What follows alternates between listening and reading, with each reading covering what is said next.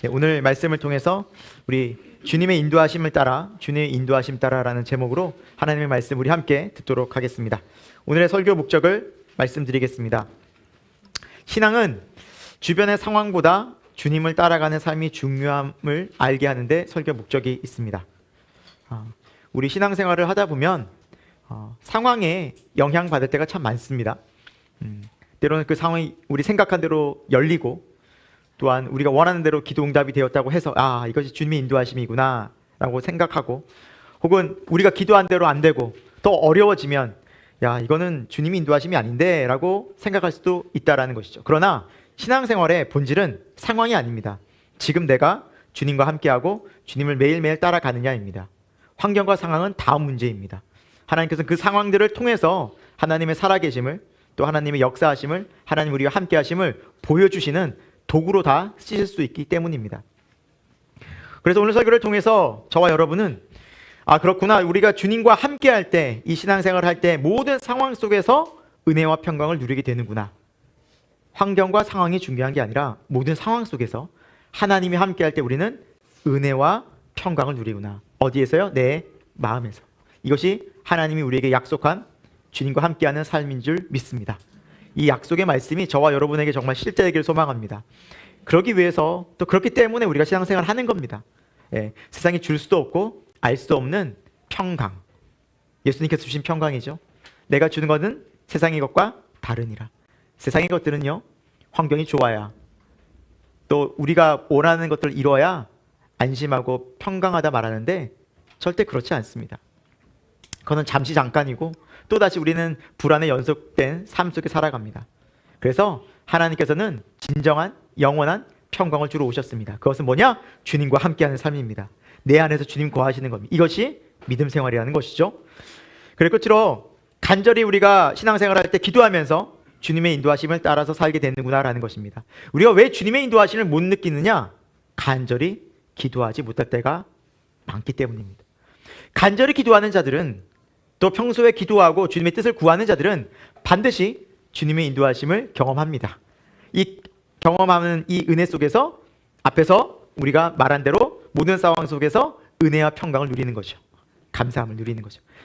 그래서 오늘 설교를 통해서 저와 여러분이 그렇구나, 우리가 신앙생활하면서 자꾸 환경, 상황, 조건, 이런 것들 때문에 내 마음이 많이 빼앗겨져 있었구나. 내가 바라봐야 할 것, 내 마음이 지금 바라봐야 할 것은 우리 주님뿐이구나. 그래서 주님을 통해서 모든 환경 속에서, 상황 속에서 넉넉히 살아낼 수 있는 믿음 되기를 축원드립니다. 오늘 본문 말씀을 우리가 함께 읽어봤잖아요. 이런 내용입니다.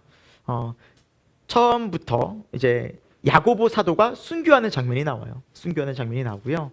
그리고 그 순교 이후에 이제 이 헤로드 왕이 너무나 유대인들이 좋아하니까 더 유대인들에게 기쁨을 주고 자기 인기를 얻기 위해서 베드로까지 잡아들입니다.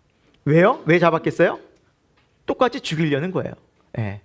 그러니까 그 피맛을 본 거죠. 이 피가 이 유대인들을 막 극도로 흥분시키고 자기 인기를 막 누리니까 죽여서라도 자기는 이 권력을 유지하고 싶은 거예요. 그 세상에 푹 빠져 산, 세상의 모든 것인 이 헤롯의 모습이었죠. 자, 그런데 우리는 이 본문 말씀 쭉쭉 보면 베드로가 결국에는 구출이 됩니다. 감옥에서 나와요. 천사와 동행하면서 슉슉슉슉 다 빠져나와요. 너무나 놀랍게 천사의 인도함을 받아요. 그러면은 여러분, 이런 질문을 할 수 있는 거죠.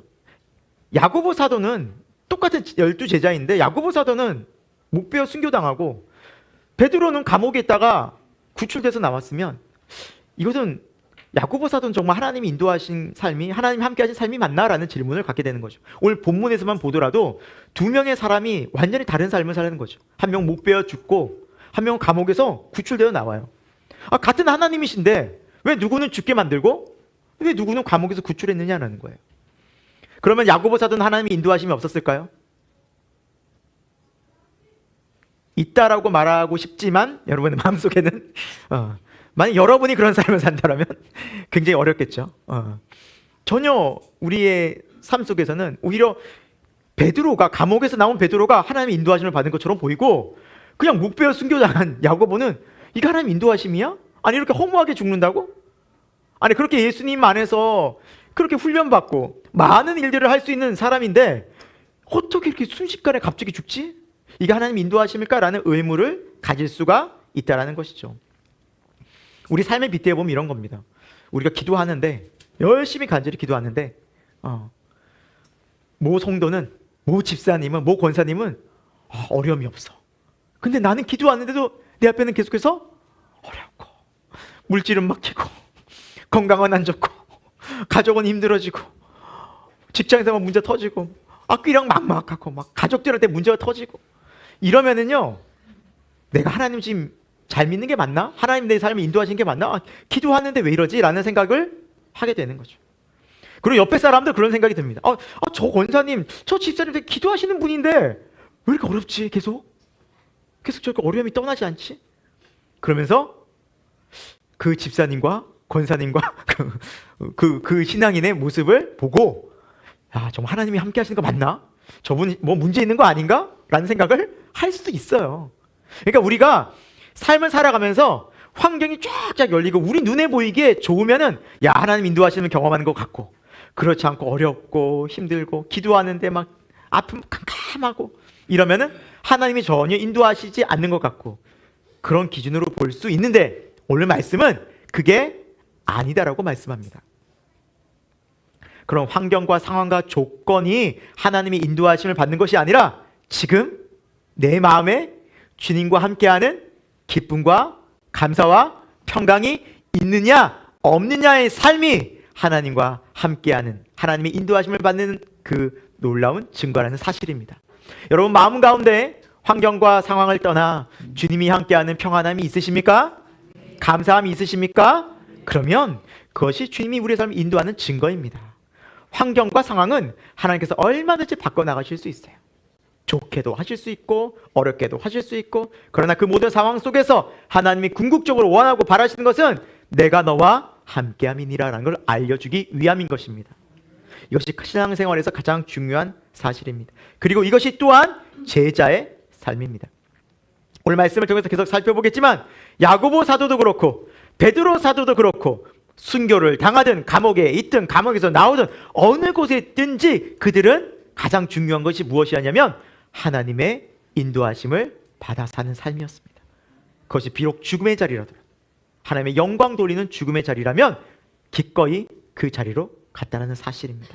저와 여러분에게 오늘 말씀을 통해서 그렇구나, 환경과 상황이 중요한 것이 아니라 지금 나와 함께 하시는 그 하나님의 임재가 중요하구나라는 것을 더 마음속 깊이 느끼고 또 확신하는 그런 은혜가 있기를 예수 그리스도의 이름으로 축원드립니다.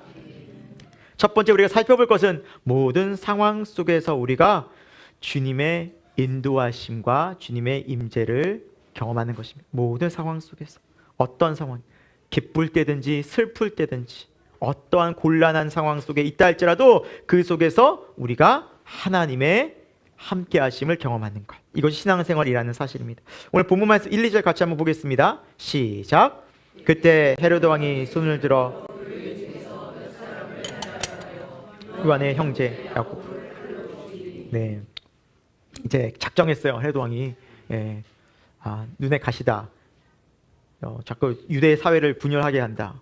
그러니까 이제 유대인들이 예수 그리스도 믿지 않았거든요. 그리고 이제 그리스도인들이 나타나기 시작하니까 이제 점점 분열이 되는 거예요. 그리고 막 싸움이 막 일어나는, 서로 싸우지 않죠. 이 유대인들이 그리스도인들을 미워하고 뭔가 이제 분쟁이 일어나는 거예요. 그러니까 그게 싫었던 헤롯 왕이 그 땅을 잘 통치하기 위해서 이제 한 명을 죽인데 그것이 바로 제자 야고보였습니다. 베드로, 야고보, 요한, 그 제자 중에 한 명이었죠. 베드로, 야고보, 요한은 특별히 예수님의 가장 좀 어떻게 보면 가까이에서 예수님이 중요한 일마다 이들을 데리고 다니셨어요. 예를 들면 야이로의 딸을 고칠 때라든지 변화산에 올라가실 때라든지 또 겟세마네 동산에 기도하실 때 이 세 명을 따로 더 가까이 데려오는, 되게 아끼던 제자였어요. 총애받던 제자였어요. 근데 그 중에 한 명인 야고보가 너무나 안타깝게 빨리 순교를 한 거예요. 빨리 죽임을 당한 거예요. 근데 어떻게 해서 이렇게 죽었을까? 이제 성경에 자세히 나오지 않는데 이제 전승에 의하면, 다른 역사적 기록들을 토대로 해보면 야고보 사도는 이제 핍박을, 이제 예루살렘 교회가 핍박이 있으니까 사방으로 막 이렇게 나갔었잖아요. 이제 스데반이 순교한 이후에. 그러면서 이 야고보 사도는 복음을 막 전하다가 사마리아를 지나 이제 스페인으로 가서 복음을 전합니다. 지금의 스페인. 스페인으로 가서 복음을 전하다가 뜻대로 되지 않아요. 많은 사람들이 이제 복음을 잘 듣지 않아서 다시 돌아옵니다. 다시 유대 땅으로 돌아오는데 그 돌아왔다가 붙잡힙니다. 돌아왔다가. 그런데 누가 야고보 사도인지 어떻게 알겠어요? 그러니까 이 야고보 사도를 밀고 간 사람이 있었어요. 저 사람이 야고보입니다. 지금 돌아왔습니다. 그래서 이 야고보 사도가 누군가의 밀고를 당하고 잡혀간 거예요. 그리고 이제 사형장으로 끌려간 날이 다가왔어요. 처형장으로 이제 딱 끌려가는 거죠. 근데 야고보 사도가 이렇게 끌려가고 있는데 그를 고발한 사람, 밀고 한 사람이 죄책감을 막 못 이기고 너무 괴로워하다가 이 야고보 사도를 만납니다. 그 현장에 그 사형장으로 끌려간 야고보. 그리고 그 앞에 무릎을 꿇고 용서를 빌어요. 죄송하다고. 제가 당신을 고발했는데 너무 죄송하다고. 그때 기록에 의하면 야고보 사도가 이 사람을 딱 끌어안고 말합니다. 하나님의 평화가 당신과 함께하길 원합니다. 그리고 당신을 축복하고 당신을 용서합니다. 그리고 사형장으로 끌려가요. 그리고 순교를 목배임을 당해요. 야고보 사도는 주님의 인도하심을 끝까지 따라서 순종했어요. 그곳에서 하나님 주님 평강을 잃지 않았어요. 두려워하거나 순교를 무서워하거나 겁먹고 도망가지 않았어요. 주님이 나를 순교의 자리로 부르신다면 저는 기꺼이 주님 뜻에 따르겠습니다. 그 십자가의 길로 가겠습니다. 라고 순교한 제자들 중에서 첫 번째 순교자가 야고보 사도였어요. 기록에 의하면, 성경이 자세히 다 나오지 않지만 기록에 의하면 예수님의 12명의 사도 중에 11명이 순교를 합니다. 네. 사도 요한만 나이가 들어서 반모섬에서 유배를 당하고 죽게 되고요. 11명의 사도가 다 순교해요. 이렇게 십자가에 베드로는 거꾸로 매달리기도 하고 온몸이 찢기기도 하고 그러면서 순교를 하게 됩니다. 자, 반면에 헤로드 왕은 어떨까요? 헤로드 왕은 이렇게 말하고 있습니다. 제가 한번 읽어볼게요. 3절입니다. 유대인들이 이 일을 기뻐하는 것을 보고 베드로도 잡으려 했을 때는 무교절 기간이라. 야고보 사도를 딱 죽여버리니까 유대인들이 막 극도로 흥분해가지고 너무 좋아하는 거예요. 야, 내가 이러면 더 인기 없고 내가 더 잘 다스리는 것을 사람들한테 보여줄 수 있겠네. 그래서 베드로를 잡으려 합니다. 예루살렘 교회 수장인 베드로를 잡아서 딱 감옥에 가둡니다. 왜 가뒀을까요? 죽이려고, 또 순교시키려고, 또 목베이려고. 근데 그 기간이 무교절 기간이었어요. 이제 유대인들에게는 이 6월절 7일이 굉장히 중요한 기간이라서 사람을 죽일 수 없었어요. 그래서 감옥에 일단 가둬놓고 시간이 지나면 다시 죽여야지라고 했습니다. 자, 여러분, 지금 이 모든 사람도 죽이고 특히 믿는 사람, 예수님을 믿는 사람 목베어 죽이고 감옥에 가두고 이 헤로드 왕이 모든 것을 가진 것처럼 다 권력을 휘두르고 있습니다. 그 앞에서 교회는 아무런 힘도 없고 무능력해 보이고 제자들은 12명의 제자들은 너무나 무기력하게 당한 것만 있는 것처럼 보입니다. 하나님 어디 계실까요? 하나님 어디 계신 거냐? 이런 상황 속에서 하나님은 지금 뭐하고 계실 거예요? 죽어나가고 감옥에 갇히고 교회는 위기 속에 있는데 우리 주님은 뭐하고 계실 걸까요? 여러분, 이 모든 상황들은 하나님이 허락하신 걸까요? 알고 계신 걸까요? 맞습니다. 여러분, 우리가 욥기서를 보지 않았습니까? 욥이 고난을 받습니다. 가족들을 다 잃고요, 모든 재산을 잃고요, 그 몸에 병이 듭니다. 그 모든 상황들 속에서 사탄이 욥을 괴롭힐 때 하나님이 사탄에게 말합니다. 너 여기까지만 건드려라. 욥의 여기까지는 넘지 마. 얘 생명을 건들지 말아라. 누가 허락하셨어요? 하나님 허락하신 거예요. 이 모든 상황을 지금 누가 허락하신 거예요? 하나님도 허락하신 거예요. 목베어 죽임당하고 교회는 어렵고, 아니 뭐야 이게, 예수님 믿고 이게 된 게 뭐지? 아니 왜 이렇게 힘들어? 하나님 구원해 주시고 오히려 영광 받으시고 막 하셔야 되는데, 아니 도대체 교회는 왜 이렇게 어렵고 사람은 죽어나가고 감옥에 있고 왜 이렇게 힘든 거지? 주님이 허락하신 상황들 다 맞습니다. 왜 그럴까요? 여러분, 우리가 욥기서에도 봤지만 욥의 믿음은 흔들려요, 안 흔들려요? 넘어져요, 안 넘어져요? 안 넘어져요. 이걸 보여주기 위한 거예요. 믿음은 세상을 이긴다는 거예요. 예수 그리스도를 믿는 믿음은 세상을 이긴다는 거예요. 너희가 아무리 달라붙어서 이 사람을 목을 조이고 숨통을 조이고 모두 가족관계를 끊어버리고 심지어 죽인다고 하더라도 그들의 믿음, 나와 연결된 믿음, 하늘나라를 소망하는 믿음, 예수와 함께하는 십자가의 믿음은 그 무엇도 끊을 수 없다는 것을 세상에 보여주기 위함이라는 사실입니다. 할렐루야. 이것이 믿음입니다. 왜 고난을 주셔요? 믿음은 세상을 이긴다는 거예요. 여러분, 왜 우리가 어려움 중에서도 예수 그리스도만을 붙잡고 기도해요? 이것이 믿음이기 때문이에요. 이것이 세상을 이기기 때문이에요. 그래서 하나님은 세상을, 때로는 환난을 허락하십니다. 이 어려움 속에서 질병의 풍파, 물질의 풍파, 가족의 풍파를 허락하세요. 근데 진짜 믿는 사람들은 거기에서 흔들리고 때로는 두려워하더라도 기도하면서 이겨내요. 그 안에 예수 그리스도를 믿는 믿음 때문에 넉넉히 이겨내요. 고난과 슬픔과 어려움이 우리 믿음을 넘어뜨리지 못한다는 사실입니다. 오히려 그 속에서 믿음의 사람은 십자가에서 예수 그리스도와 함께 넉넉히 마음의 감사와 평안을 찾으며 기도해요. 그리고 주님의 함께 하심을 경험해요. 반드시 경험합니다. 할렐루야. 이렇게 위기 속에서, 이렇게 큰 어려움 속에서 우리 베드로 사도는 무엇을 하고 있었는가? 우리 6절 말씀 같이 읽어봅니다. 시작. 헤롯이 잡아내려고 하는 그 전날 밤에 베드로가 두 군인 틈에서 옥을 지키더니, 자, 헤롯이 죽이려고 그 밤에 이게 착고에 딱 가다가 이제 곧 죽인다라고 이제 작정을 하고 베드로를 가두는데, 베드로는 뭐 하고 있습니까? 군인들 틈에서 쇠사슬에 매어. 굉장히, 여러분, 군인들 틈에서, 그러니까 옆에 지금 누가 있어요? 바로 옆에 군인들, 낯선 군인들이 있어요. 여러분, 잠 주무실 때 옆에서 낯선 사람이 있으면 잠 잘 와요? 못 자요? 잘 못 자지 않아요? 낯선 사람인데 잘 주무세요? 양쪽이 딱 붙어 있는데. 저는 혼자 자도 잘 못 자기 때문에 힘들 것 같아요. 근데 지금 또 뭐가 있어요? 쇠사슬에 매어 있어요. 그 온몸이 다 자유롭지도 못해. 편하게 누워있지도 않아요. 그런데 뭐 하고 있어요? 누워 자고 있어요. 굉장히 깊이 자고 있어요. 조금 전에 말씀 보기 전에 천사가 막 깨우는데 막 걷어차서 깨워요. 그 정도로 아주 꿀잠을 자고 있어요. 잠잘 상황이에요? 안 잘 상황이에요? 전혀 잠잘 상황이 아니에요. 여러분, 우리가요, 이 베드로가 지금 야고보 사도가 죽었기 때문에 자기가 죽을 거라는 걸 알았을까요? 몰랐을까요? 100% 알았어요. 죽음을 앞에 둬요? 편하게 자요? 이게 무슨 상태일까요? 죽음을 받아들인 거예요. 나 죽어. 어차피 끝났어. 오늘 밤 자고 죽자.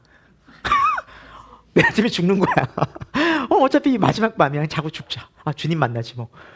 사람이 모든 것을 내려놓고 평안한 거예요.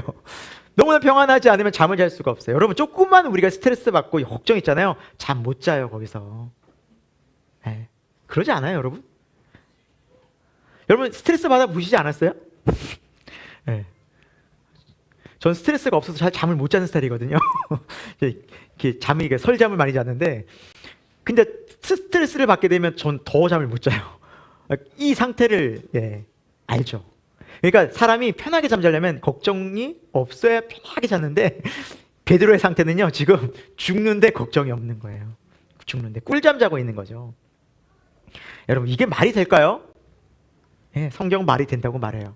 우리가 이사야서 26장 3절 같이 읽어볼게요. 시작. 주께서 심지가 경고한 자를 평강하고 평강하도록 지키시리니 이는 그가 주를 신뢰함이니이다. 아멘.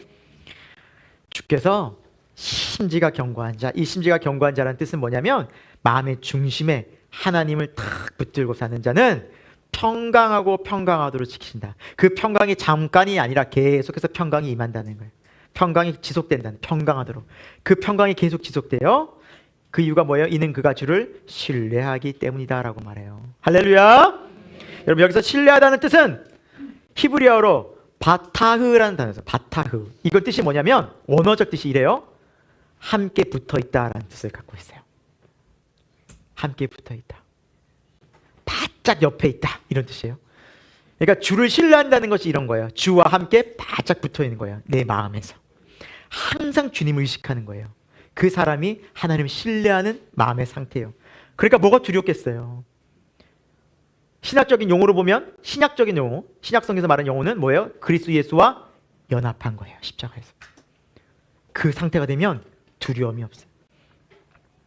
여러분, 우리가 삶을 살아갈 때 내 안에서 어떤 일이든 어떤 상황이든 염려와 불안이 있잖아요. 그것은 다른 말로 하면 주님과의 관계가 연합이 안 돼 있는 거예요. 이건 100%예요. 주님과 연합된 사람은 반드시 마음의 평강이 임해요. 내가 어떤 일이든 연합이 끊어지면 반드시 불안하고 초조하고 근심과 두려움이 찾아와요. 성경은 누누이 이걸 강조하고 있어요. 그러니까 우리는 여러분 생각해야 돼요. 내가 뭐 일에 염려가 있다, 뭐 가족 문제라든지 돈 문제라든지 직장 문제든 염려가 있다, 찾아온다, 두렵다. 그럼 여러분 그 두려움이 해결돼야 내가 마음이 평안해지는 게 아니라 우리는 내가 주님과의 지금 연합이 멀어졌구나 하는 걸 생각해야 돼요. 그래서 이걸 먼저 회복해야 돼요. 돈 문제가 해결된다고 해서 내가 마음의 평강이 유지되는 게 아니에요, 여러분. 속으면 안 돼요. 성경은 항상 그걸 얘기해요. 오늘 말씀을 보세요. 주님 안에서 그 마음의 심지가 견고하고 또 주를 신뢰해서 주님과 연합된 사람은 마음에 평강하고 평강하도록 지키신다 약속하셨어요. 이것은 반드시 일어나요. 우리가 앞쪽에 사도행전 7장에서 봤지만 스데반이 죽습니다. 근데 스데반이 얼굴이 어떤 얼굴이라 그랬어요? 천사의 얼굴이라. 천사. 두려움이 하나도 없어요. 두려움이 없어요. 거기 공에 잡혀가서 이제 곧 죽을 수 있는데 사람들의 돌멩이를 던지는 것을 막고서 그렇게 정말 비참하게 죽을 수 있는데 그 속에서도 스데반은 평안했어요. 천사의 얼굴 갖고 하나님 나라를 바라보고. 어떻게 가능하지? 맞아요. 우리의 힘이 아니에요. 이건 죄인된 모습으로 우리가 가질 수 없는 상태예요. 예수 그리스도 안에서 십자가에서 죽고 십자가 예수님과 연합하여서 하나님의 자녀가 된 권세를 가진 사람들은 마음에 평강하도록 평강하고 지키시는 예수 그리스도의 은혜가 반드시 임할 줄 믿습니다. 여러분, 무엇이 두렵습니까? 무엇을 염려하고 계셔요? 여러분, 그것이 해결된다고 해서 내 두려움이 사라진 것이 아니에요. 예수님께로 가야 돼요. 여러분, 십자가 앞으로 가야 돼요. 반드시 기도해야 돼요. 그때 우리의 모습은 예수 그리스도 안에서 다시 평안을 누리고 세상에 줄 수도 없고 알 수도 없는 하나님의 평강과 감사를 누리며 그 상황을 마주하게 되는 이 믿음의 삶. 여러분, 이것을 예수 그리스도를 통해서 우리에게 주어졌다는 사실, 실게 되는 은혜의 길을 축원합니다. 두 번째, 이런 하나님의 은혜를 누리기 위해서는 우리가 간절한 기도의 삶이 필요해요. 그때 우리는 하나님의 인도하심을 경험해요. 이것이 함께 가요. 여러분, 간절히 기도하는 사람이 이 하나님의 인도하심의 평안을 누려요. 우리가 기도하지 않으면 절대 그것을 누릴 수 없다고 성경은 누누이 강조해요. 기도해야 돼요. 어떤 기도요? 간절한 기도가 필요해요. 오늘 그 말씀을 함께 살펴볼 겁니다. 이것이 실제되기 위해서는 이러한 과정이 반드시 필요한데, 베드로는 감옥에 갇혔고 죽음을 기다리고 있었어요. 여러분, 교회는 무엇을 하고 있었을까요? 오늘 말씀엔 이렇게 기록합니다. 5절 같이 읽습니다. 시작. 교회는 아멘, 아멘. 이제 사도행전을 보면 성령 충만한 공동체가 계속해서, 성령 충만한 제자들이 계속해서 반복되어지는 단어가 하나 있어요. 뭐예요? 기도했다는 기도. 기도했다. 우리가 우리 10장에서도 봤지만 고넬료, 그렇죠? 고넬료도 기도하다가 천사를 보고, 베드로도 기도하다가 하나님의 음성 듣고, 그렇죠? 그리고 또 다메섹에서 우리 예수님을 만난 사도 바울도 뭐 했어요? 3일 동안 기도했잖아요. 금식하며 기도해요. 그러니까 항상 이제 뭐가 따라다니냐면 믿음의 사람, 성령의 사람, 성령의 충만한 교회는 뭘 한다는 거예요? 할렐루야, 기도한다는 거예요. 기도. 여러분, 기도가 너무 중요해요. 성경에서. 기도를 통해서 하나님의 능력을 경험해요. 할렐루야. 너무너무 중요한 게 기도예요, 여러분. 그런데 여러분, 오늘 이 본문에서 교회가 기도했다고 하는데 뭘 기도했을까요? 뭘 기도했을 것 같아요, 여러분은? 베드로가 감옥에 갇혔고 죽을 위기했어요. 뭘 기도했을 것 같습니까? 구해달라고? 베드로를 구해달라고? 베드로 살려달라고요? 뭘 기도했을 것 같아요? 간절히 마음의 평강을 달라고? 잘 죽을 수 있도록, 잘 죽을 수 있도록. 진짜로요, 여러분. 진짜 그렇게 기도했어요. 조금 더 살펴볼 거예요. 문맥을 쭉 읽어볼 거예요. 저도 처음에 살려달라고 기도할 것 같았거든요. 그리고 때로는 그렇게 설교도 했어요. 근데 본문을 계속해서 묵상하다 보니까 살려달라는 기도를 안 했어요. 그 말이 안 돼요. 본문 흐름상. 살려달라는 기도가 아니라 잘 순교하게 해달라고 기도한 거예요. 여러분, 이 역사는 이런 부분은 우리 한국에도 있어요. 우리 한국에 일제시대 때 순교를 하신 주기철 목사님이 계세요. 감옥에서 신사참배를 반대하고 거부하고 이제 주기철 목사님이 감옥에 잡힙니다. 그래서 오랫동안 옥고를 치러요. 굉장히 오랜 시간. 몸은 다 쇠하죠. 근데도 이제 일본 수사가 아무리 뭐 얘기를 해도 막 강압적으로 막 이렇게 수사하고 막 신문을 해도 도저히 이 예수님을 믿는 신앙을 버리지 않는 거예요. 그래서 꾀를 냈어요. 뭐냐면 한 번은 이렇게 얘기한 거예요. 당신 어머니가 아프다고, 굉장히 지금 몸이 안 좋다고, 가서 어머니를 잠깐 보고 오게 해주겠다고. 그리고 집에를 보내주는 거예요. 그러니까 이제 연로한 어머니가 또 계시고 하니까 이제 아들의 입장에서 가겠어요, 안 가겠어요? 가죠. 어머니 인사만 드리고 다시 감옥에 오면 되니까. 그러니까 어머니라도 마지막 이제, 그러니까 자기는 순교할 각오가 돼 있는데 여기에서 어머니를 마지막 보고 인사하고 아프시다고 하니까 보고 가려고 했어요.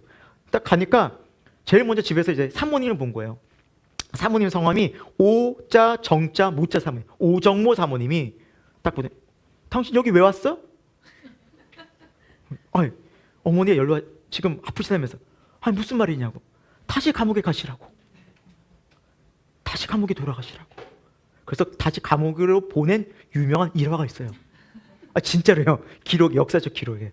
그리고 어머니 못 뵙고 가셔서 순교하셨어요. 실제 기록에 보면. 여러분, 이게 한국교회 기도하던 성도들의 수준이었어요.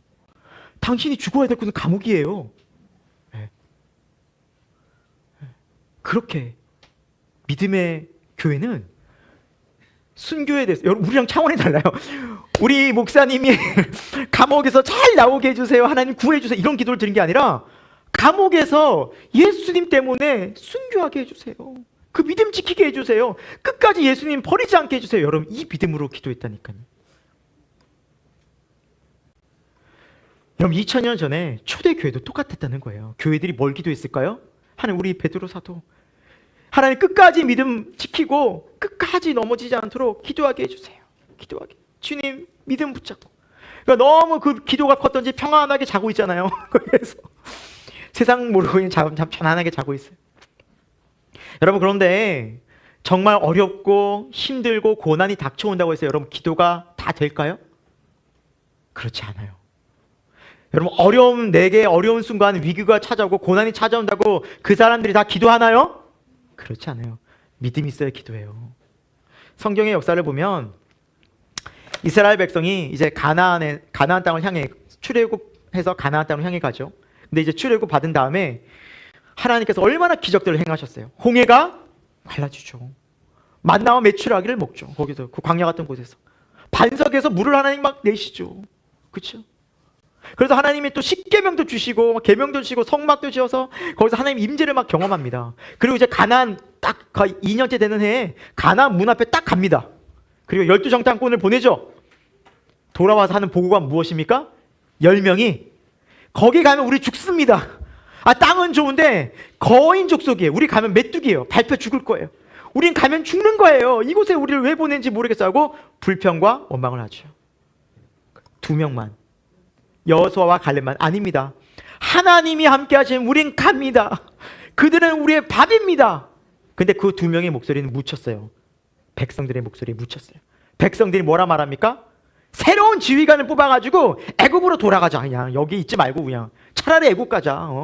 여기 있으면 우리 다 죽는다. 분명히 죽어. 그 소리를 누가 들으셨어요? 하나님 들으셨어요. 좋다. 너희가 여기 40년 동안 광야에서 너희는 다 죽을 것이다. 너희가 말한 대로 다 죽을 것이다. 너희 원망한 대로 다 죽을 것이다. 너희 자녀들이 다 들어갈 것이다. 딱 40년 뒤에 들어가요. 그래서 민수기에 보면 인구수가 두 번 나와 있어요. 1장과 26장에. 의미가 뭔지 아세요? 1장에는 어떤 인구수냐면 출애굽했을 때 인구수 60만 명이에요. 근데 26장에는 다음 세대예요. 광야에서 나와 살아가는 그 다음 출애굽 2세대들이에요. 그들이 인구수를 세보니까 60만 명이에요. 변함이 없어요. 이건 뭘 의미해요? 너희들이 원망하지 않고 불평하지 않고 내게 기도했다면 이 인구수가 그대로 들어갔을 텐데 너희들이 원망하고 불평하고 나를 믿지 않았으므로 너희는 그대로 죽었고 너희 다음 세대가 60만 명이 그대로 들어가는 거예요. 이걸 알려주기 위함이에요. 여러분, 우리가 때로는 하나님의 말씀 앞에서 기도하지 않고 원망하고 불평할 때 하나님께서 약속하신 은혜를 못 받을 수 있어요. 하나님의 약속된 평강을 못 누려요, 절대. 왜요? 기도하지 않아서, 믿음이 없기 때문에. 오늘 여호수아와 갈렙처럼 약속의 말씀을 믿고 말씀대로 갔을 때 그들은 반드시 그 평안을 약속의 땅에서 누렸어요. 하지만 이 믿음이 없는 사람들은 다 잃어버렸어요. 평안도 잃고 은혜도 잃고. 사랑하는 여러분, 오늘 이것은 우리에게 중요한 메시지를 줍니다. 우리는 어느 쪽으로 가야 할까요? 이 어려움 속에서, 모든 상황 속에서, 어떤 상황에서 여러분 우리가 기도할 때 하나님 놀랍게 역사하신다는 것을 저와 여러분 잠깐 영상을 하나 볼 텐데요. 아마 보신 분들도 계실 것입니다. 한 아이가, 어린아이가 엘리베이터에 갇힙니다. 그런데 이 엘리베이터에 갇힌 순간 이 아이가 바로 무엇을 하는지 보십시오. 그리고 하나님께서 어떻게 역사하시는지 이 아이의 고백을 한번 보시고 같이 설교를 또 계속해서 나누도록 하겠습니다. 엘리베이터에 갇힌 한 아이, 어쩔 줄 몰라 하며 발을 동동 구릅니다. 곧이어 두 손을 꼭 모으고 웅크려 앉아 기도를 시작하는데요. 이 소년의 기도가 통한 걸까요? 잠시 후 엘리베이터 문이 열립니다. 소년은 잠시 머뭇거리더니 이내 엘리베이터에서 나가 탈출합니다. 현지 시각 28일 프리프레스 저널이 보도한 엘리베이터 CCTV에 엘리베이터에 갇힌 어린 소년의 모습이 화제인데요. 영상 속 아이는 겁에 질린 채 주님 문을 열어주세요. 조금 무섭지만 주님이 저와 함께 계신 걸 알아요 라고 속삭입니다. Jesus, por favor, abre a porta do elevador. Eu tô com um pouquinho de medo, mas eu sei que o Senhor cuida de mim. 아이가 기도를 마치고 아멘이라고 말하는 그 순간 굳게 닫혀있던 엘리베이터 문이 활짝 열립니다. 조금 놀란 듯 뒷걸음질 치던 소년은 문이 닫히기 전 재빨리 엘리베이터에서 탈출하는데요. 영상은 SNS를 중심으로 빠르게 확산하며 감동을 주고 있습니다. 네티즌들은 아이의 순수함이 너무 아름답다. 두려운 상황에서 바로 기도할 수 있는 신앙심이 대단하다. 혼자 무서웠을 텐데 장하다 등의 반응이 이어집니다.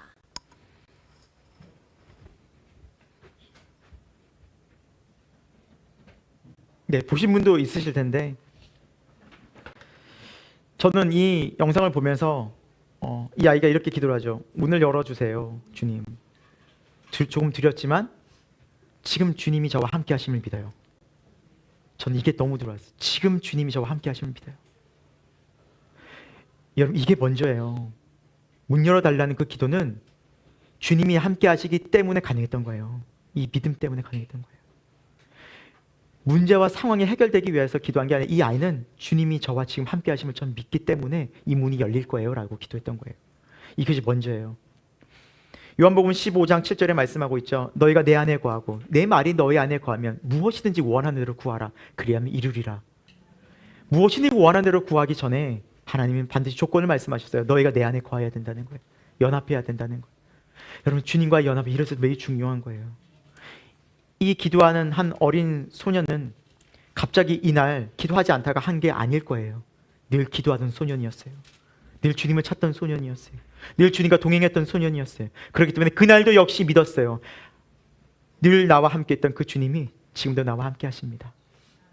정상적이고 일반적인 아이였다면 이 사람은 어떻게 했을까요? 두려워하고 울어요. 엄마를 부르고 울어요. 여러분, 정말 중요한 순간에 내 옆에 누가 있겠냐고요. 친구, 가족, 사랑하는 부모님? 아니요. 그 누구도 정말 중요한 순간에 나를 돕지 못해요. 그때 나를 도우실 수 있는 분은 나와 영원히 함께 하시는 우리 주 하나님밖에 없는 줄 믿습니다. 이것이 믿음이에요. 이것이 믿음이에요. 하나님 말씀하십니다. 시편 50편 15절 같이 읽습니다. 시작. 환난 날에 나를 부르라. 내가 너를 건지리니 내가 나를 영화롭게 하리로다. 아멘. 환난 날에 나를 부르라. 우리 주님을 찾는 거예요. 주님을 먼저 찾는 거예요. 물론 문제가 해결되는 것도 우리에게 중요하겠죠. 그러나 더 중요한 것은 주님 나와 함께 하심을 믿습니다. 주님 나를 인도하심을, 주님이 내 안에 계심을, 여러분 그것을 우리는 잊지 말아야 돼요. 주님을 먼저 찾는 저와 여러분 되기를 소망합니다. 여러분, 믿음은요 나이를 초월해요. 제가 아까 동영상 쭉 보니까 한 3, 4살 됐을 것 같아요. 그렇죠? 되게 어릴 것 같아요. 너무너무 어린 아이. 아마 우리 다니엘 어린이보다 훨씬 더 어렸던 것 같아요. 예. 그러니까 나이에 상관이 없어요. 믿음은 정말 믿느냐, 예수 그리스도와 함께 하느냐, 그 안에 진실된 믿음이 있다면 그 순수한, 그 간절한, 온전한 믿음 속에 우리 주님 살아 역사하십니다. 그 주님을 통해서 하나님을 경험하게 됩니다. 자, 이제 하나님께서는 이 베드로 사도가 갇히고 교회가 간절히 기도한 기도에 대해 어떻게 응답하시는지 보도록 하겠습니다. 우리 7절 말씀 같이 읽겠습니다. 시작! 호련히 주의 사자가 나타나매 옥중에 광채가 빛나며 또 베드로의 옆구리를 쳐 깨워 이르되 급히 일어나라 하니 쇠사슬이 그 손에서 벗어지더라. 아멘. 자, 교회도 베드로도 아마 죽을 것을 생각하고 있었던 상황인데 그 기도에 대해 하나님 응답을 어떻게 하셨어요? 베드로를 구출하는 것을 응답하셨어요. 여러분, 기도는 우리가 하지만 응답은 누가 하세요? 하나님의 뜻대로 하세요. 하나님은 가장 선한 것을 주십니다. 아멘. 우리가 물론 기도해요. 그런데 우리가 원하는 것들도 있지만 하나님이 보셨을 때 가장 필요한 걸 주기 원하시는 거예요. 그게 기도의 응답이에요. 하나님이 지금 베드로에게 가장 필요한 것, 교회에 가장 필요한 것은 아직 베드로가 살아서 할 일이 있다라는 거예요. 너 사명 있어. 너 아직 나한테 올 필요가 없어. 네. 그렇게 하나님은 베드로를 깨우셨습니다. 여기 옆구리를 쳐 깨워라는 표현이 있죠. 옆구리를 쳐. 옆구리를 치다라는 이 표현이 있잖아요. 성경에서의 원문을 보면 이런 의미예요. 때려 눕히다, 살해하다. 이런 의미를 갖고 있어요. 그러니까 흔들어 깨운 게 아니라 냅다 발로 차거나 천사가 그냥 꽝 때린 거예요. 죽도록.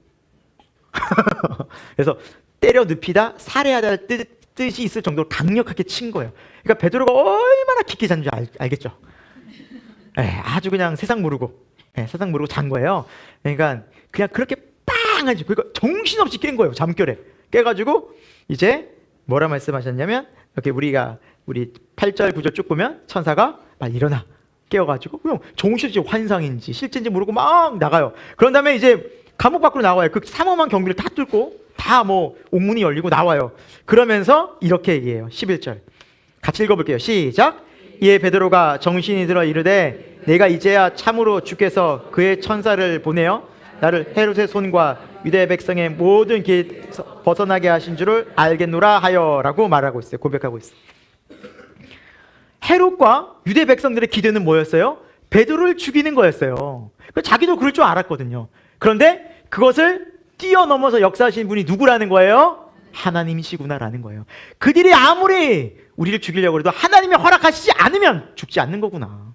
베드로 이걸 안 거예요. 여러분이 삶을 살아가면서 어렵고 힘들 수 있어요. 그런데 하나님 허락하지 않으면 그런 일이 일어나지 않아요. 여러분 오해하지 마세요. 하나님이 다 허락하신 거예요. 그 속에서 여러분 하나님 꼭 만나시길 바랍니다. 하나님 뜻이 어디 있습니까? 이제 기도해야죠. 간절히 기도해야죠. 우리가 간절히 기도하지 않으면 하나님의 뜻을 모른다니까요. 정말 오해하고 그럼 오히려 이 불행하다고 느껴요. 또 하나님을 깊이 만날 수 있는 이 고난을, 이 환경을. 그래서 베드로가 깨달은 거예요. 그곳에서 함께 교회하는 교회를 통해서. 그리고 그 베드로는 느낀 거예요. 아 그렇구나. 하나님이 계시는구나. 하나님 모든 것을 다스리시는구나. 그리고 찾아갑니다. 다시 우리 교회 성도들이 모인 곳으로 돌아갑니다. 자, 그리고 이렇게 말하죠. 14절에 보니까 베드로의 밖에서 막 두드려요. 앞쪽에 보면 그러니까 로데라는 여자아이가 베드로의 음성이니까 가서 사람들이 얘기해요. 그리고 14절에 이렇게 얘기하죠. 베드로의 음성인 줄 알고 기뻐하여 문을 미처 열지 못하고 달려 들어가 말하되 베드로가 문 밖에 서 있어요 라고 얘기를 해요. 그러자 15절에 그들이 뭐라 얘기했는지 같이 읽어볼게요. 시작! 그들이 말하되 내가 미쳤다 하나 여자아이는 힘써 말하되 참말이라 하니 그들이 말하되 그러면 그의 천사라 하더라 라고 15절에 말하는데 여러분 베드로라는 그 말에 이 사람들이 교회 사람들이 믿어요 안 믿어요? 안 믿어요. 왜 안 믿었겠어요? 죽었을 거라 생각하는 거예요. 지금 이제 곧 죽을 사람인데 어떻게 여기서 나와? 말이 안 돼. 우리는 지금 베드로의 믿음을 신앙을 지키기 위해 기도하고 있는데 살아나오는 건 말이 안 돼 라고 했기 때문에 그들은 믿지 않았던 거예요. 오히려 그의 천사다라 말하는 거예요. 그를 수호하는 천사지 베드로를 리가 없다라는 거예요. 그러니까 그들은 지금 베드로의 순교를 위해 기도하고 있었던 거예요, 여러분. 이 뉘앙스가 이 말씀을 쭉 읽어보면, 만약에 베드로가 살아서 올 수 있게 해주세요 기도했다면, 살아왔으면 얼마나 우리의 기도에 응답하신 하나님을 찬송합니다 이랬을 거 아니에요. 그러나 그들은 그런 기도를 한 적이 없어요. 하나님이 인도하시면 인도하신 대로 가서 죽는 거예요. 그게 하나님의 뜻이라고 믿은 거예요. 순수하게. 여러분, 우리의 삶 속에서도 마찬가지예요. 여러분이 마주한 어려움들도 여러분 기도해 보셔야 돼요. 왜 이렇게 어렵지? 왜 이렇게 힘들지? 이게 언제까지지? 기도하셔서 하나님의 뜻이라면 여러분 거기서 인내하고 견디면서 하나님의 마음을 알아야 돼요. 이것이었구나. 하나님 이것 때문에 나를 여기까지 오게 하셨구나. 여러분, 그것이 신앙생활입니다. 신앙생활은 하나님의 뜻 가운데 가는 것입니다. 어려우면 어려운 대로 하나님께 우리에게 말씀하시는 것이 있어요. 물론 여러분이 문제 해결을 위해서 막 기도하실 수도 있어요. 근데 그렇게 안 된다 하더라도 하나님의 뜻이면 기도하는 사람은 받아들이게 돼 있어요. 수용해요. 이거 하나님 뜻이군요. 어떤 사람이요? 기도하는 사람. 기도하면 이 마음이 주어져요. 왜냐하면 기도의 궁극적인 목적은 하나님의 뜻이 이루어지는 것이기 때문입니다. 주기도문에 예수님이 뭐라 말씀하셨어요? 아버지의 뜻이 하늘에서와 같이 땅에서도 이루어지게 하소서. 누구의 뜻이? 아버지의 뜻이. 여러분, 이게 신앙생활이에요. 우리가 기도할 때 간절히 기도하면 하나님께서 우리에게 가장 좋은 것을 주십니다. 꼭 믿고 기도하셔야 돼요. 근데 기도하지 않는 사람은 절대 못 느껴요. 이거를 경험을 못 해요. 이거는 하나님이 이미 우리에게 허락하시고 이렇게 하라고 말씀하셨기 때문에 하나님의 성품은 바뀌지가 않아요. 그래서 누구만 경험하냐면 기도하는 사람들만 경험해요. 아멘? 오늘 본문이 그걸 알려주는 거예요, 여러분. 그래서 정말 신앙인들은 어려운 순간 속에서 기도하면서 그 어려운 순간 속에서 하나님의 역사하심을 계속해서 끊임없이 경험해요. 하나님 살아계시는구나. 하나님을 간증해요. 언제까지요? 하나님 나라 가는 그날까지, 죽는 그날까지. 그 하나님은 계속 역사하시거든요. 이것이 신앙생활이에요. 그러니까 어찌 좋지 않을 수가 있겠어요? 어찌 기쁘지 않을 수가 있겠어요? 어찌 찬송하지 않을 수가 있겠어요? 그러니까 신앙생활은 끊임없는 기도와 찬송과 감사로 이어져요. 어렵고 안 어렵고에 상관이 있지 않아요, 여러분. 솔직히 신앙은 그게 문제가 되지 않아요. 신앙은 지금 나와 함께 하시는 하나님을 늘 경험하는 것이기 때문에 어려워도 그 어려운 가운데 함께 하시는 하나님 찬송하고, 또 문제가 없어도 그 문제 없는 중에서도 평안을 주는 하나님 찬송하고, 그래서 늘 찬송하는 인생이 됩니다. 여러분, 이것이 진짜 성경이 말하는 믿음이에요. 저와 여러분의 신앙은 어떻습니까? 어려움은 어려운 대로 우리는 때로는 원망하고 불평하지 않습니까? 또 감사하고 모든 일이 잘 되면 또 내가 한 것처럼 나를 자랑하지는 않습니까? 여러분이 생각해 봐야 돼. 이게 정말 믿음 맞나? 내가 지금 예수님과 함께하는 게 맞나? 내가 예수님 잘 믿고 십자가의 길을 가는 게 맞나? 라고 생각해 봐야 한다는 이유입니다. 본문 17절 같이 읽어봅니다. 시작! 베드로가 그들에게 손짓하여 조용하게 하고 주께서 자기를 이끌어 옥에서 나오게 하던 일을 말하고, 또 야고보와 형제들에게 이 말을 전하라 하고 떠나 다른 곳으로 가니라 라고 말씀하고 있습니다. 베드로가 손짓하여 모이라, 주님께서 어떻게 역사하셨는지 하나하나 자세하게 얘기하는 거예요. 주님께서 나를 이렇게 인도하셨습니다. 야고보와 형제들에게 얘기했는데, 야고보는 순교한 야고보가 살아난 게 아니라요. 야고보라는 이름은 참 많이 있었어요. 야고보라는 이름 많이 있었고, 제자 중에서도 작은 야고보가 또 있었어요. 그러니까 야고보의 동명이 또 있었고, 이 야고보는 예수님의 동생 야고보예요.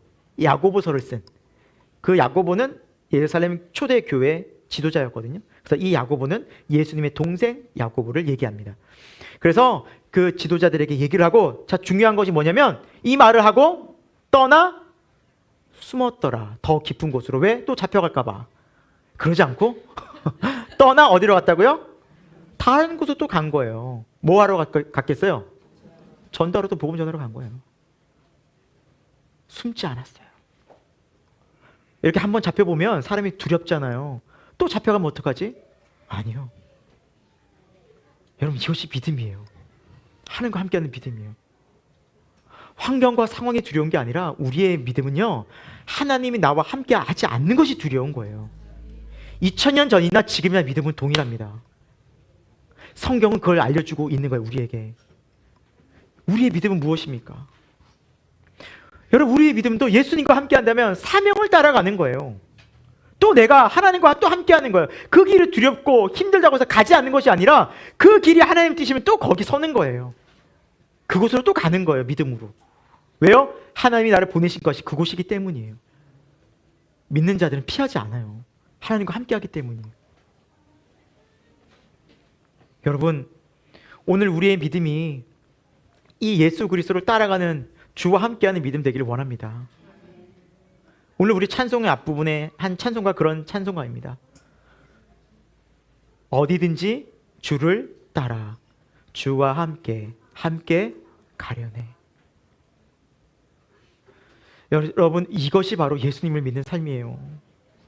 이것이 십자가의 길을 예수님과 연합하여 끝까지 가는 믿음의 삶이라고요. 여러분, 이것이 좁은 길로 가는 삶이에요. 저는 간절히 소망하는 것이 그거예요. 여러분이 끝까지, 여러분 각자가 이 좁은 길로 끝까지 갔으면 좋겠습니다. 예수님 따라서. 유혹이 많을 거예요. 편한 길로, 넓은 길로 가라고 할 거예요. 좀 피해가고 좀 돌아가라고 말할 거예요. 예수님 없어도 되지 않냐? 너 좀 편한 길로 가라. 편하게 살아. 꼭 그렇게 살아야 되냐? 라고 세상은 많이 유혹할 거예요. 미혹할 거예요. 교회 다녀도요. 똑같아요. 그러나 그 속에서 아니에요. 그 길 아니에요. 우리 지난 시간에 우리 봤죠? 노 했다고 저항. 노, 아니에요. 전 예수님만 따라갈 거예요.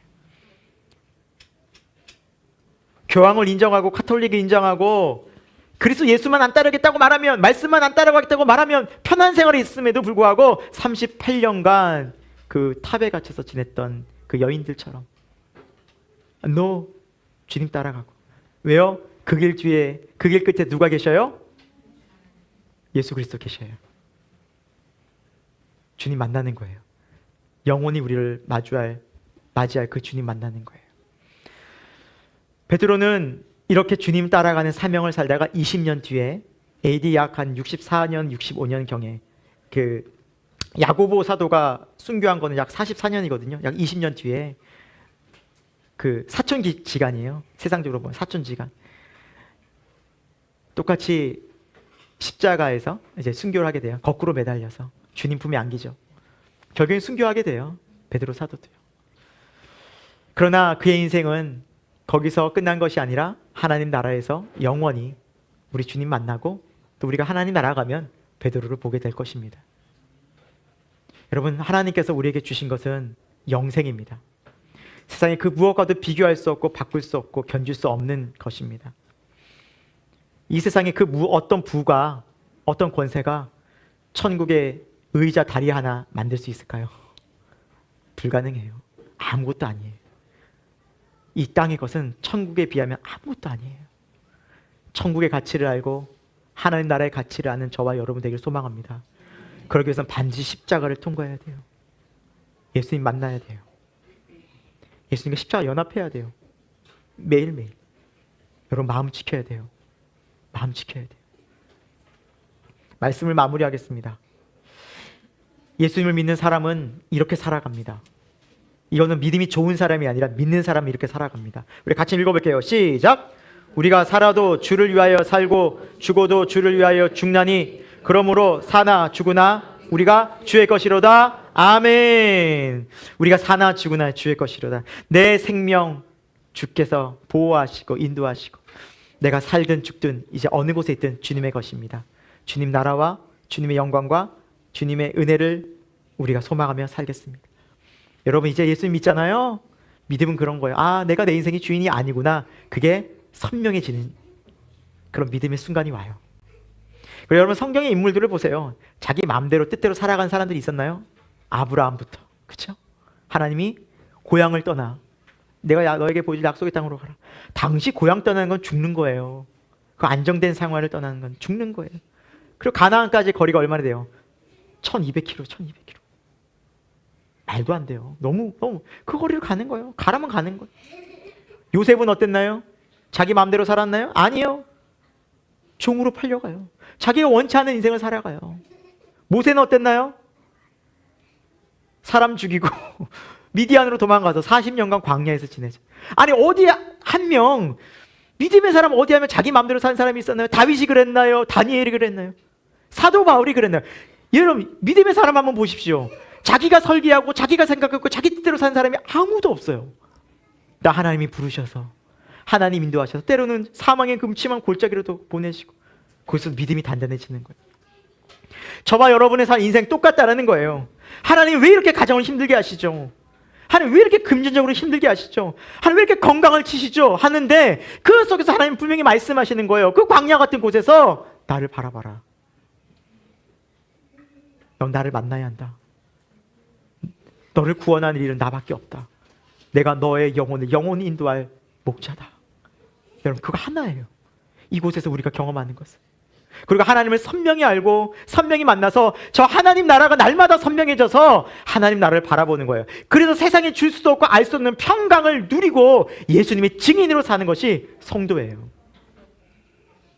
나이가 많고 적고가 아니에요. 목사라고 해서 되는 게 아니에요. 예수 그리스도를 믿고 십자가 연합된 자가 되는 거예요. 할렐루야. 새생명교회 교우 여러분, 여러분의 마음속에 평생에 예수 그리스도와 함께하는 복된 은혜가 하나님의 평강이 날마다 임하여져서 이 땅에 살지만 예수 그리스도 안에서 저 천국이 더 깊어지고 더 넓어지고 더 소망이 되어지는 그 귀한 아름다운 인생 살아가기를 예수 그리스도의 이름으로 축원합니다. 기도합니다. 하나님 아버지, 오늘 우리에게 생명의 복음의 말씀을 허락해 주셨습니다. 하나님, 우리는 지금 누구를 따라가고 있습니까? 무엇을 추구하고 있습니까? 돈이 조금만 모자라도 우리는 두려워서, 건강이 조금만 이루어져 가도 우리는 두려워서, 사람들이 나를 싫어할까 봐 두려워서, 사람들이 나를 떠날까 봐 두려워서 살진 않습니까? 주님, 우리는 주님을 잃어버린 시대를 살아가고 있지는 않는 것입니까? 다시 한번 주님께 우리의 마음, 온 마음 다하여 돌아가기를 소망합니다. 내 마음 중심엔 오직 예수 그리스도가 계셔서 그 주님 바라보며 주 안에서 참된 평안과 참된 안식과 참된 소망 누리기를 원합니다. 하나님, 우리의 믿음이 참된 믿음 되기를 원합니다. 주님 인도하신 어디든지 따라가는 믿음 되게 하여 주옵소서. 주와 함께 주를 따라 저 천국을 소망하며 이 땅에서 주님을 노래하며 살아가는 복된 인생 되게 하여 주옵소서. 살아계신 예수 그리스도의 이름으로 기도합니다. 아멘. 하나님 아버지 감사합니다. 오늘 우리는 주님 안에 다시 한번 말씀 속에 하나님의 귀한 생명의 은혜의 말씀, 구원의 말씀, 능력의 말씀을 통해서 하나님이 우리와 함께하고 계심을 다시 한번 선명하게 알게 하신 것 너무나 감사함을 드립니다. 하나님, 우리가 문제와 상황 앞에서, 어려움 앞에서 우리 주님보다 그것에 마음 빼앗겨 있었던 마음들을 회개합니다. 하나님, 용서하여 주옵소서. 문제와 상황을 더 크게 보면서 우리가 하나님께 기도하지 않고 순수하고 정결한 온 마음 다하여 하나님을 찾지 못한 모습들을 회개하오니 주여 다시 한번 우리에게 큰 은혜, 성령의 충만한 은혜를 내려 주옵소서. 기도하는 믿음 되게 하시고 간절히 하나님을 찾고 찾으면서 기도할 때 하나님의 놀라운 응답을 경험하는 믿음 되게 하여 주옵소서. 너희가 내 안에 거하고 내 말이 너희 안에 거하면 무엇이든지 원하는 대로 구하라. 그리하면 주시리라 약속하신 주님, 우리가 주님 안에 거하는 믿음 되기를 원합니다. 주의 말씀을 우리 안에 품고 날마다 주의 말씀 묵상하기 원합니다. 그리고 우리가 모든 것들을 간절히 구하면서 하나님의 놀라운 능력을 경험하고 삶 속에서 하나님을 찬송하는 인생 되게 하여 주옵소서. 두려워하지 말게 하여 주옵소서. 염려와 근심 속에서 우리 주님을 찾게 하여 주옵소서. 주님, 날마다 그 주님을 의지하는 믿음 될 수 있도록 도와주시고 우리 교회가 성도들 간에 서로 기도하고 중보하면서 이 믿음을 지킬 수 있도록 하나님 날마다 우리와 함께하여 주옵소서. 하나님, 주님께 나오면서 귀한 헌금 드립니다. 하나님, 마음과 뜻과 정성을 다하는 우리 헌금 기쁘게 받아주시고 삶 속에서 우리 하나님께서 베풀어 주시는 그 만나를 매일 공급받으며 하나님께서 이 광야 같은 세상 속에서 구름 기둥과 불 기둥으로 인도하여 주신 것을 날마다 경험하는 인생 되게 하여 주옵소서. 그리고 하나님, 우리 잘하는 아이들이 있습니다. 우리 다니엘 어린이부 청소년부 세대가 너무나 악해지고 있사오니 하나님, 이들의 믿음 더 굳건히 붙잡아 주시고 예수 중심의 믿음, 오직 기도하는 어린이 될 수 있도록 하나님 은혜 베풀어 주옵소서. 하나님을 깊이 만나고 하나님과 동행하는 우리 아이들 될 수 있도록 하나님 역사하여 주옵소서.